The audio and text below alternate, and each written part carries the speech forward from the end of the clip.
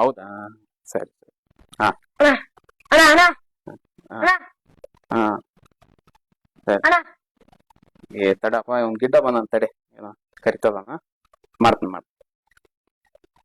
ಏನು ಅಣ್ಣ ಅಣ್ಣ ಒಂದ್ ಡೈಲಾಗ್ ಹೇಳ್ತಣ್ಣ. ಇಲ್ಲ ನಾನೇ ಅದು.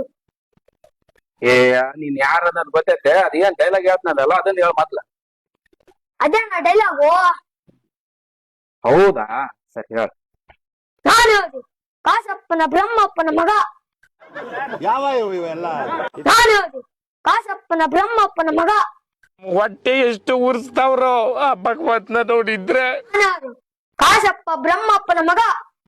ಏನ್ ಹೇಳ್ತಾ ಇದ್ವಿ ಅಪ್ಪ ನೀನ್, ಒಂದು ಅರ್ಥ ಆಗ್ವಲ್ದು.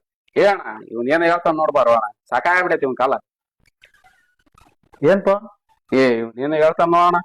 ಏನ ನಾನೇ ಅದು ಕಾಸಪ್ಪ ಬ್ರಹ್ಮಪ್ಪನ ಮಗ.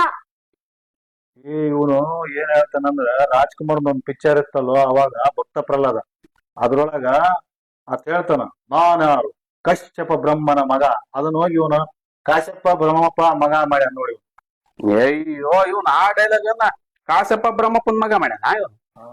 ಹೋಗ್ತೇನಿಲ್ಲ ಇಷ್ಟೊತ್ತರಿ ಸುಮ್ಮನೆ ತಿಂತಿದ್ದೆ.